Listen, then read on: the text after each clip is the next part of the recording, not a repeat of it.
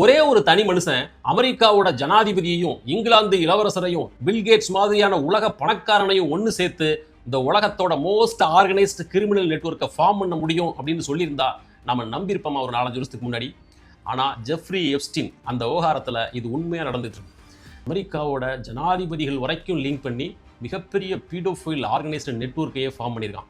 அதுக்காக தனியாக ஒரு தீவை விலைக்கு வாங்கி, தனியாக ஒரு விமானத்தை விலைக்கு வாங்கி, அந்த விமானத்தில் சிறுமிகளையும் அவரோட விஐபி செலிபிரிட்டி ஃப்ரெண்ட்ஸையும் அழைச்சிட்டு போய் அந்த தீவில் விட்டு என்னென்ன கேவலங்கட்ட வேலையோ பார்த்து படிக்க அவ்வளவு மோசமாக இருக்குது. சரி, இந்த ஜெஃப்ரி எப்ஸ்டீன் யார்? அவன் வாங்கி வச்சுருந்த அந்த கரீபியன் கடலில் இருக்கிற தீவில் என்ன தான் நடந்துச்சு? இந்த வீடியோவில் எல்லாத்தையும் டீட்டெயில்டாக பார்த்துடலாம். வெல்கம் டு பிடி ரிப்போர்ட்ஸ். நான் உங்கள் பாரதி தம்பி.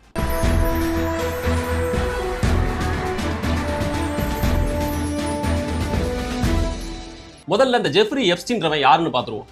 1953 நியூயார்க்கில் பிறந்திருக்கிறான்.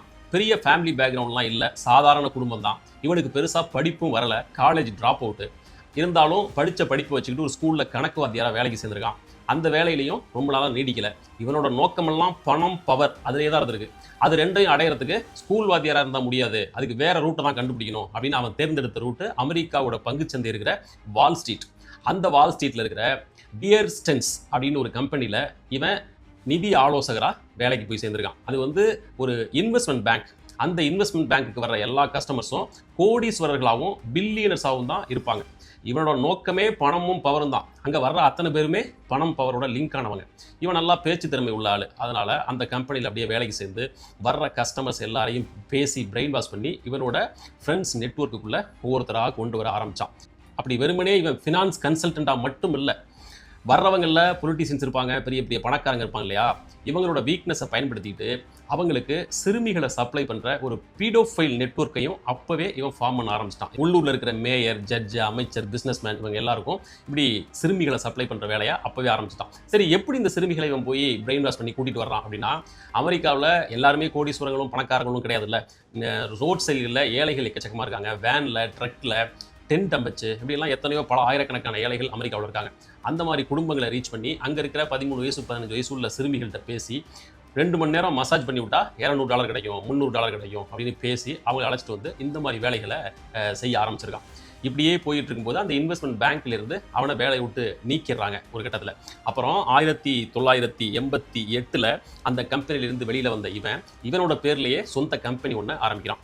ஜே எப்ஸ்டீன் அண்ட் கம்பெனி அப்படின்னு அதுக்கு பேர். அந்த கம்பெனியோட முதன்மையான நோக்கம் பிஸ்னஸ் ஆலோசகர். இவன் ஒரு ஃபினான்ஸ் கன்சல்டன்ட் அப்படி தான் தன்னை ப்ரொஜெக்ட் பண்ணிக்கிறான்.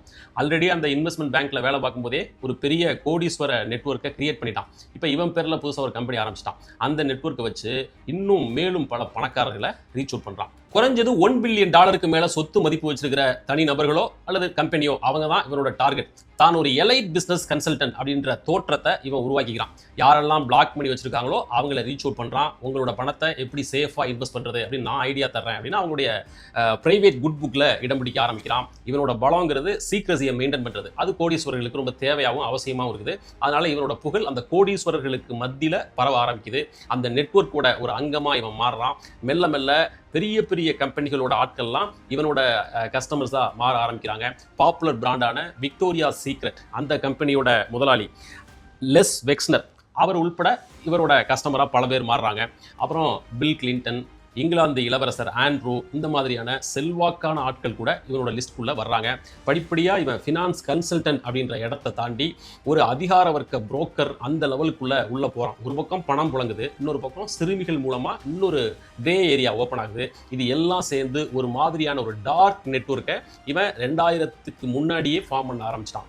சரி, இந்த நெட்வொர்க் வச்சு இவன் என்ன பண்ணுறான்னா, ஒரு பக்கம் அவங்களோட பல $1 பில்லியன் இவன் நிதி ஆலோசகர், இன்னொரு பக்கம் அவங்களோட பர்சனல் லைஃபோட டார்க் சீக்ரெட்ஸ் எல்லாம் இப்போ இவனுக்கு மட்டும்தான் தெரியும்.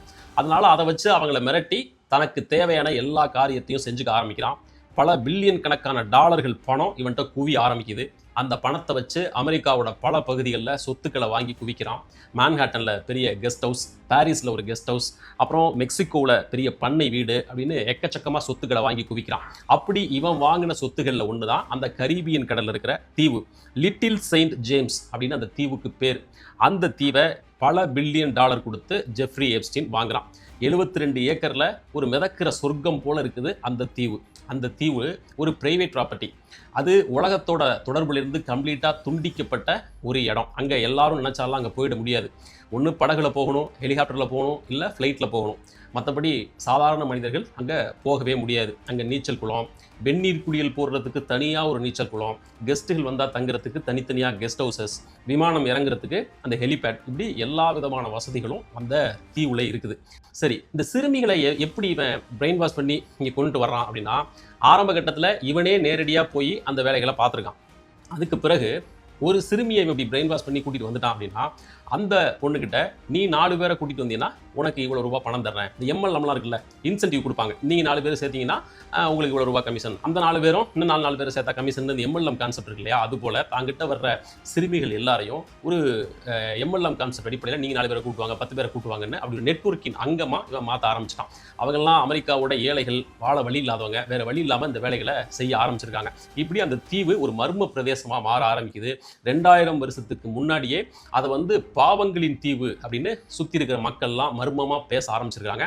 அப்போவே இந்த நிலைமை வந்துருச்சு. இப்படி அங்கே வர்ற விஐபிகள், செலிபிரிட்டிகள், அரசியல் தலைவர்கள், பணக்காரங்க எல்லாரும் அந்த சிறுமிகள் கூட இருக்கிறத கேமரா வச்சு ஷூட் பண்ணவும் செஞ்சிருக்கிறான் இவன். ஆரம்ப கட்டத்தில் இவனே சிறுமிகள் கூட அந்த மாதிரியான மோசடி வேலைகளில், பாலியல் சீண்டல்களில் ஈடுபட்டிருக்கான்.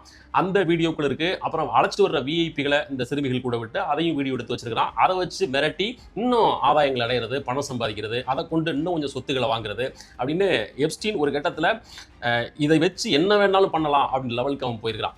தன்னோட பணக்கார விஐபி ஃப்ரெண்ட்ஸ் அந்த தீவுக்கு கூட்டிட்டு வர்றது, அப்புறம் சிறுமிகளை இங்கே கூட்டிட்டு வர்றது, இந்த வேலைகளுக்காக தனியாக ஒரு விமானத்தையே வாங்கி வச்சிருந்திருக்கான் எப்ஸ்டீன். அது போயிங் 727 ரக விமானம். அந்த விமானத்துக்கு லொலிட்டா எக்ஸ்பிரஸ் அப்படின்னு பேர். லொலிட்டா அப்படின்ற ஆங்கில வார்த்தைக்கு சின்ன வயசுலேயே பாலியல் உணர்வை தூண்டக்கூடிய தோற்றத்தோடு இருக்கும் சிறுமிகள் அப்படின்ற மாதிரி அதுக்கு அர்த்தம். இப்போ அந்த மாதிரியான சிறுமிகளை தேர்ந்தெடுத்து தானே இந்த தீவுக்கு கூட்டிட்டு வர்றான். அதனால அந்த தீவுக்கே அப்படிப்பட்ட பேர் வந்திருக்குது. இது வந்து ஒரு பீடோஃபைல் தீவு, ஐலாண்ட் ஆஃப் பீடோஃபைல் அப்படின்னு கூட இதை சொல்றாங்க. அப்போ எந்த அளவுக்கு அந்த தீவுல அவ்வளவு மோசமான வேலைகள் அந்த காலகட்டத்தில் நடந்திருக்கும் அப்படின்னு பாருங்க. இதுல கொடுமை என்னன்னா, அந்த லொலிட்டா எக்ஸ்பிரஸ் அந்த விமானம் இருக்கு இல்லையா, அந்த விமானத்தோட பைலட், அந்த பைலட் பேரு நாடியா மார்கின்கோவா. இந்த லேடி 15 வயசுல எப்ஸ்டீனால பிரெயின் வாஷ் பண்ணப்பட்டு பாலியல் சீண்டலுக்கு, வற்புறுத்தலுக்கு ஆளாக்கி நாசமாக்கப்பட்டவங்க. ஆனால் காலப்போக்கில் எப்ஸ்டீனோட நெட்வொர்க்கோட அங்கமாக மாறி போய் இன்னைக்கு அவரோட ஃப்ளைட்டுக்கு விமானியாவே அந்த லேடி தான் இருக்கிறாங்க. இவனோட அந்த ஆர்கனைஸ்டு நெட்வொர்க்கோட ஒரு பார்ட்னராகவே மாறிட்டாங்க. இந்த விமானத்தோட பயண பதிவுகள், அதாவது இந்த ஃப்ளைட் லாக்ஸ்ன்னு சொல்லுவாங்க இல்லையா, அந்த லாக்ஸ் லிஸ்ட் தான் இப்போ சமீபத்தில் வெளியான அந்த எப்ஸ்டீன் ஃபைல்ஸோட முக்கியமான ஆவணம். அந்த ஃப்ளைட்டில் யாரெல்லாம் போனா, அந்த தீவுக்கு யார் போனா, எப்ஸ்டீன் கூட வேற எங்கெங்கெல்லாம் யார் யார் கூடவெல்லாம் அந்த ஃப்ளைட்டில் டிராவல் நடந்துச்சு அப்படிங்கிறதுக்கான முழு பட்டியலும் இந்த எப்ஸ்டீன் ஃபைல்ஸில் இருக்குது. அதில் தான் உலகத்தோட பல தலைவர்களோட பெயர் வெளிவந்து உலகமே இப்போ ரொம்ப ஷாக்கிங்காக பார்த்துட்டு இருக்கு. நரேந்திர மோடி உள்ளிட்ட பலரோட பெயர்கள் அந்த எப்ஸ்டீன் ஃபைல்ஸில் தான் இருக்குது. அதில் முக்கியமாக அடிப்பட்ட ஒரு பெயர் இங்கிலாந்தோட இளவரசர் ஆண்ட்ரூ. இவர் எப்ஸ்டீன் கூட அந்த தீவுக்கே போயிருக்கிறாரு அப்படின்னு ஆவணம் சொல்லுது. அதன் விளைவாக அவர் தன்னுடைய இளவரசர் பட்டத்தையே துறக்க வேண்டியிருந்துச்சு. அண்ட் பாப் உலகோட சூப்பர் ஸ்டார் மைக்கேல் ஜாக்சன், அவரோட பேர் இதில் இருக்குது. பில் கிளின்டன், அவர் அந்த தீவுக்கு இந்த ஃப்ளைட்டில் ஏறி பல தடவை போயிருக்கிறதா ஆவணங்கள் சொல்லுது. பட் கிளின்டன் இதை மறுக்கிறார். நான் எப்ஸ்டீனை சந்தித்தேன், பட் அந்த தீவுக்கு நான் போகலை, அந்த சிறுமிகள் கூட தான் எந்த தப்பையும் பண்ணலை அப்படின்னு கிளின்டன் மறுக்கிறாரு. இப்படி பல பேரோட பேர் அதில் இருக்குது. மொத்தம் 170 உலக தலைவர்களோட பெயர் அந்த எப்ஸ்டீன் ஃபைல்ஸில் இருக்குது. சரி, இதில் எப்ஸ்டீன் ஃபைல்ஸில் பேர் இருந்தாலே அவங்க அந்த தீவுக்கு போயிருக்காங்க அப்படின்னோ, அல்லது அங்கே இருக்கிற சிறுமிகள் கூட சல்லாபத்தில் ஈடுபட்டிருக்காங்க அப்படின்னோ அர்த்தம் இல்லை. ஏன்னா அந்த எப்ஸ்டீன் ஃபைல்ஸில் பல காரணங்களால் பெயர் இருக்குது. எப்ஸ்டீன் ஏதாவது ஒரு நிகழ்ச்சியில் மற்றவங்க கூட கலந்துக்கிட்டான் அப்படின்னா அந்த யாரெல்லாம் கலந்துக்கிட்டாங்களோ அவங்களோட பேரும் அதில் இருக்குது. யார் கூடயாச்சும் ஃபோனில் பேசியிருந்தான்னா அந்த பேரும் இதில் இருக்குது. அதனால் பேர் வந்துருச்சு அப்படின்றதுனாலேயே இந்த பீடோஃபைல் லிஸ்ட்டில் எல்லாரையும் சேர்த்துடக்கூடாது அப்படின்ற கோணமும் இதில் சொல்லப்படுது. பட் நமக்கு என்ன கேள்வின்னா, யோக்கியனுக்கு இருட்டில் என்ன வேலை அப்படின்றது போல இவ்வளவு கேவலமான ஒரு பீடோஃபைல் குற்றவாளி கூட உங்களுக்கு என்ன நட்புறவு வேண்டியிருக்கு அப்படிங்கிறதா நமக்கு வருகிற கேள்வி. இதில் ரொம்ப ஷாக்கிங்கான பல முகங்கள் இந்த ஃபைல்ஸில் வந்துச்சு. ஒன்று ஃபிடல் காஸ்ட்ரோ, ரெண்டாவது ஸ்டீஃபன் ஹாக்கிங். அறிவியல் உலகமே வியந்து பார்க்குற ஸ்டீஃபன் ஹாக்கிங் பிறப்பிலிருந்தே சக்கர நாற்காலியில் இருந்து மறைஞ்சு போனவர். அவர் அந்த தீவுக்கு போனாரா, எப்ஸ்டீன் கூட கான்டாக்டில் இருந்தாரா, அங்கே உள்ள சிறுமிகள் கூட சல்லாபத்தில் ஈடுபட்டாரா அப்படிங்கிறதெல்லாம் ரொம்ப அதிர்ச்சியான ஷாக்கிங்கான தகவல்னு வைங்களேன். இதை பற்றி என்ன சொல்கிறாங்க அப்படின்னாக்க, இல்லை ஸ்டீஃபன் ஹாக்கிங் அந்த மாதிரியான செயல்களில் எதையும் ஈடுபடலை. மாறா ஒரு நிகழ்ச்சி ஒன்றுக்கு ஸ்டீஃபன் ஹாக்கிங் ஒருங்கிணைச்ச ஒரு நிகழ்ச்சிக்கு எப்ஸ்டீன் வந்து ஃபன் பண்ணான். அந்த நிகழ்ச்சியை அவர் ஆர்கனைஸ் பண்ணாரு, பேசினாரு. அதன் காரணமாக தான் ஃபைலில் ஹாக்கிங்கோட பேர் வந்திருக்குதே தவிர மற்றபடி இந்த குற்றத்தில் இவருக்கு எந்த பங்கும் இல்லை அப்படின்னு ஒரு விளக்கம் சொல்கிறாங்க. அவர் ஃபிடல் காஸ்ட்ரோவுக்கும் இதே வகையான விளக்கம் தான் சொல்லப்படுது. பட் எகைன் அதே ஆன்சர் தான் நம்ம சொல்ல வேண்டியிருக்குது. யோக்கியனுக்கு இருட்டில் என்ன வேலை? இவ்வளவு கேவலமான ஒரு அருவருப்பான குற்றவாளியோட பணத்தில் அந்த நிதியை வாங்கி தான் நீங்கள் இந்த மாதிரியான கூட்டம்லாம் நடத்தணுமா அப்படிங்கிறது தான் இதில் வர்ற நம்முடைய கேள்வி. அந்த காலகட்டத்தில் எப்ஸ்டீன் இவ்வளோ மோசமானவனு தெரியாது, அதனால் ஃபன் பண்ணால் நாங்கள் போய் இந்த நிகழ்ச்சி நடத்திட்டோம் அப்படின்னு விளக்கம் சொல்லக்கூடும். ஆனால் அவன் யார், அவனுக்கு என்ன லெஜிட்டிமேசி இருக்குது, அவன் கொடுத்த ஃபண்டை வச்சு எப்படி நிகழ்ச்சியில் போய் கலந்துக்கலாம் அப்படின்லாம் பல கேள்விகள் இதில் மிச்சம் இருக்குது. சரி, இந்த விவகாரம் 20-25 வருஷம் பழசா இருக்கும்போது திடீர்னு இப்போ எப்ஸ்டீன் ஃபைல்ஸ் ஏன் வரணும் அப்படின்னா, அதுக்கு இந்த கேஸ் ஹிஸ்டரியை நம்ம கொஞ்சம் பார்க்கணும். 2000க்கு முன்னாடியே இவன் இந்த மாதிரியான மால் ப்ராக்டிஸில் ஒரு கிரே ஏரியா நெட்வொர்க்கை ஃபார்ம் பண்ணி இப்படிப்பட்ட வேலைகள்லாம் பண்ணிட்டு இருக்கான் அப்படின்னு பார்த்தோம். இவன் எப்போ சிக்கிறான் அப்படின்னா 2005-6 இந்த காலகட்டத்தில் அமெரிக்காவில் இந்த மாதிரி ரோட் சைடில் இருக்கிற ஒரு குடும்பம் எங்களோட வீட்டை சேர்ந்த எங்கள் குடும்பத்தை சேர்ந்த ஒரு 15 வயசு சிறுமியை இப்படி அழைச்சிட்டு போய் இப்படி மோசமாக இதை பண்ணிட்டாங்க, மசாஜ் வேலை அப்படின்னு கூட்டிகிட்டு போய் ரொம்ப தவறான வேலைகளில் எங்கள் குடும்பத்து சிறுமியை அப்படி ஈடுபடுத்திட்டாங்க அப்படின்னு ஒரு ஃபேமிலி போய் புளோரிடா மாகாணத்தில் இருக்கிற ஒரு காவல் நிலையத்தில் கம்ப்ளைண்ட் கொடுக்குறாங்க.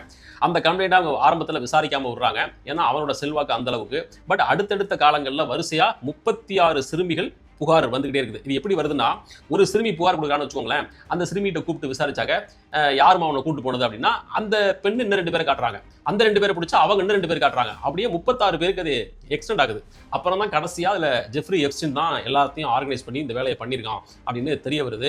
இருந்தாலும் ஆரம்ப கட்டத்தில் அவன் மேலே எந்த நடவடிக்கையும் எடுக்கப்படலை. இப்படியே இந்த ப்ரெஷர் அதிகமாகி 2008 தான் இவன் அரெஸ்டே பண்ணுறாங்க.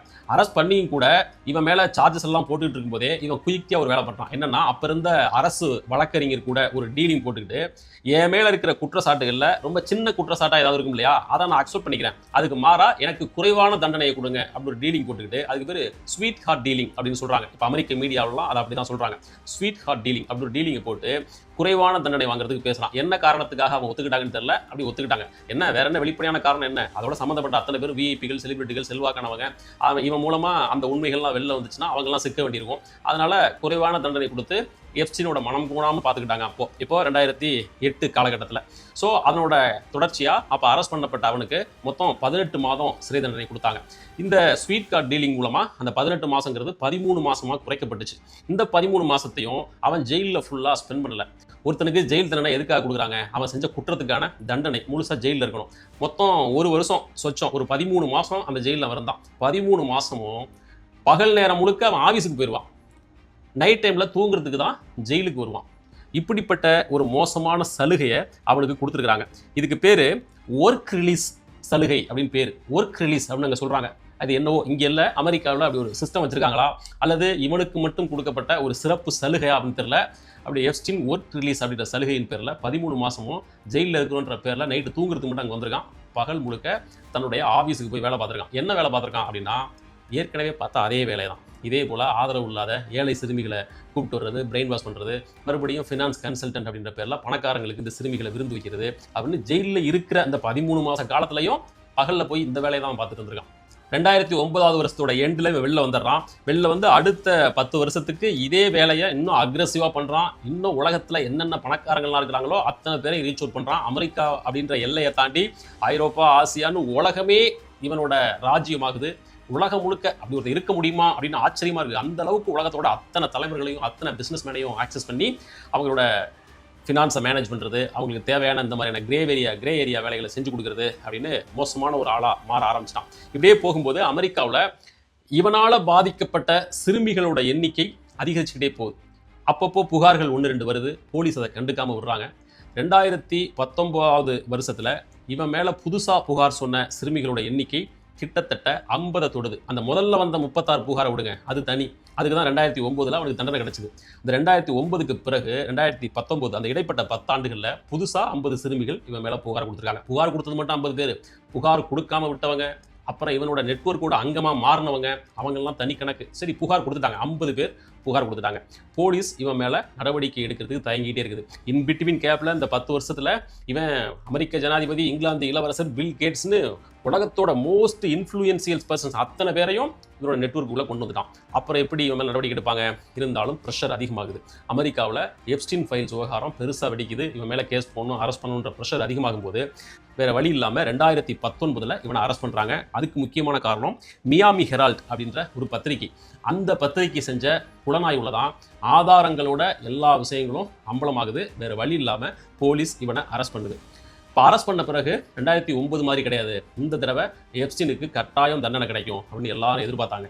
பட் 2019 வருஷம் மே மாதத்தில் அவன் வைக்கப்பட்டிருந்த அமெரிக்க சிறையில் மர்மமான முறையில் தூக்கு போட்டு செத்து போயிருந்தான். எனக்கு அப்படியே நம்ம ஊர் ராம்குமார் புழல் ஜெயிலில் கரண்ட் கம்பியை கடிச்சு செத்து போனான்ற அந்த விஷயம் தான் ஞாபகம் வந்துச்சு. அது மாதிரி தூக்கு போட்டு செத்து போயிட்டான் அப்படின்னு அறிவிச்சிட்டாங்க. அது அவன் தூக்கெல்லாம் போடலை, அது சூசைடு இல்லை. அவன் வாய் திறந்தால் இவ்வளவு பேர் சிக்குவாங்க அப்படின்றதுனால அவனை ஏதோ பண்ணிட்டாங்க அப்படின்னு பல பேர் இன்ன வரைக்கும் பேசிகிட்டு இருக்காங்க. செத்து போனது எப்ஸ்டீனே கிடையாது, வேற ஏதோ ஒரு ஆளை கொன்று எப்ஸ்டீன் போல தோற்றமுள்ள ஒருத்தனை கொன்று ஜெயிலில் வச்சுட்டு அது எப்ஸ்டீன் போய் சொல்கிறாங்க. அந்த எப்ஸ்டீன் இன்னமும் இஸ்ரேலில் தான் இருக்கான் அப்படின்னு இன்னொரு வருஷம் சொல்லப்படுது.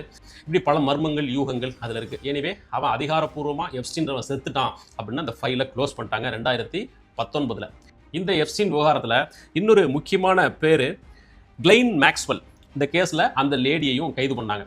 அந்த லேடி யாருன்னா அவங்க தான் இவனோட கேர்ள் பெஸ்டி, காதலி, ஃப்ரெண்டு எப்படினாலும் சொல்லிக்கலாம். அதிகாரப்பூர்வமாக அவங்க திருமணம் பண்ணிக்கல, இருந்தாலும் இவனோட கேர்ள் பெஸ்டியாகவும் பிம்பாவும் புரோக்கராகவும் எல்லா வேலையையும் அந்த லேடி தான் பார்த்துருக்கா. சின்ன சின்ன குழந்தைங்களை போய் பிரெயின் வாஷ் பண்ணி கூட்டிகிட்டு வர்றது முக்கியமாக இந்த கிளைன் மேக்ஸ்வெல் இந்த லேடி தான். இந்த லேடியை அந்த கேஸில் அரெஸ்ட் பண்ணாங்க. இவன் 2019 செத்து போயிட்டான். அந்த லேடி இன்னமும் ஜெயிலில் தான் உயிரோடு இருக்கிறாங்க. அந்த கேஸோட டெவலப்மெண்ட்டில், அதோட விசாரணையில் படிப்படியாக அமெரிக்க நீதிமன்றம் இந்த எப்ஸ்டீன் ஃபைல்ஸ் பற்றின கோப்புகளை வெளியிட்டுக்கிட்டே வருது. அதுதான் நம்ம இப்போ பார்க்குறதெல்லாம். 2024 ஜனவரியில் முதல் ஃபைலை வெளியிட்டாங்க. அப்போ தான் உலகத்துக்கு இதோட தீவிரத்தன்மை புரிய ஆரம்பிச்சு உலகமே எப்ஸ்டீன் ஃபைல் அப்படின்னு பேச ஆரம்பிச்சுது. 2025 டிசம்பரில் அடுத்த செட்டு ஃபைலை ரிலீஸ் பண்ணாங்க. இப்போ 2026 பிப்ரவரியில் அடுத்த செட்டை ரிலீஸ் பண்ணியிருக்காங்க. இது வரைக்கும் மொத்தம் 30 லட்சம் பக்கங்கள் கொண்ட ஃபைல்ஸ் ரிலீஸ் ஆயிருக்கு. அது வெறுமனே டெக்ஸ்ட் மட்டும் இல்லை, வீடியோ, பல ஆயிரக்கணக்கான ஃபோட்டோக்கள் எல்லாம் இருக்குது. பட் இது பாதி தான். மீதி இன்னொரு 30 லட்சம் வெளியிடப்படாத ஆவணங்கள் அமெரிக்க நீதித்துறைகிட்ட இன்னமும் இருக்குது. இதுவரைக்கும் வெளியிட்டதிலேயே 170 உலக தலைவர்களோட பேர் வெளிவந்திருக்குது. 170 அப்படிங்கிறது பவர்ஃபுல் பர்சன்ஸ். அது இல்லாமல் இன்னும் எத்தனையோ நூற்றுக்கணக்கான பேர் வரப்போகிற இன்னும் வெளியிடாமல் வச்சிருக்கிற அந்த 30 லட்சம் பக்க ஆவணங்களையும் வெளியிட்டா அதில் யார் யாரெல்லாம் மாட்டுவா அப்படின்னு தெரியாது. இதில் அந்த டொனால்ட் ட்ரம்ப்போட பேர் இருக்கு இல்லையா, வெளியிடப்பட்ட அந்த 30 லட்சம் பக்கம் கொண்ட ஆவணத்தில் ட்ரம்ப்போட பேர் மட்டும் 10 லட்சம் இடங்களில் வந்திருக்குது. இப்படி பில் கிளின்டன் பேர் சில லட்சங்கள் முறை அதில் வந்திருக்குது. சரி, எப்ஸ்டீனோட மரணத்துக்கு பிறகு அவன் கரீபியன் கடலில் வாங்கின அந்த லிட்டில் செயின்ட் ஜேம்ஸ் அந்த தீவோட நிலைமை என்ன, அது என்னவா இருக்குது அப்படின்னு பார்த்தோம்னா, அமெரிக்காவை சேர்ந்த ஒரு கோடீஸ்வரர் ஸ்டீஃபன் டெக்காஃப் அப்படின்னு பேர், அவர் $60 பில்லியன் கொடுத்து அதை வாங்கினார். அதில் ரெசார்ட் கட்ட போகிறதா சொன்னார். இது வரைக்கும் எதுவும் கட்டலை, அதே மாதிரி தான் இருக்குது. இப்போவும் ஜெஃப்ரி எப்ஸ்டீன் எவ்வளவு கேவலமாக மோசமாக அந்த தீவை மாற்றி விட்டுட்டு போனானோ அந்த கொடூர நினைவுகளின் சாட்சியாக அந்த தீவு அதே போலவே தான் இருக்குது. இந்த எப்ஸ்டீன் ஃபைல்ஸ் விவகாரத்தில் தீர்க்கப்படாத மர்ம முடிச்சுகள் இன்னும் எத்தனையோ இருக்குது. உலகத்தோட ஹை செக்யூரிட்டி ஜெயிலில் இருந்த எப்ஸ்டீன் உலகத்தோட மோஸ்ட் பவர்ஃபுல் நாடான அமெரிக்காவோட ஜனாதிபதி, இங்கிலாந்து இளவரசர் பில் கிளின்டன், பில் கேட்ஸ்னு இவ்வளவு பேர் சம்பந்தப்பட்ட கேஸோட ஒரு குற்றவாளி ஒரு ஜெயிலில் இருக்கும்போது எப்படி தூக்கு போட்டு செத்துருக்க முடியும்? அந்த செக்யூரிட்டிலாம் என்ன பண்ணாங்க? கடந்த 40 வருஷத்துல அந்த ஜெயிலில் ஒரு சூசைட் கூட நடந்தது இல்லைன்றாங்க. அப்புறம் இவன் மட்டும் எப்படி செத்தான்? செத்தது உண்மையிலேயே எப்ஸ்டீன் தானா, இல்லை வேற யாருமா? நம்மள்ட்ட நடிக்கிறாங்களா? எப்ஸ்டீன்றவன் இஸ்ரேல் இன்னமும் உயிரோட இருக்கான் அப்படின்னு பல வீடியோக்கள் வருதே, அதெல்லாம் நமக்கு உணர்த்துகிற உண்மை என்ன? இது எல்லாத்தையும் இன்னொரு வீடியோவில் பார்க்கலாம். நன்றி.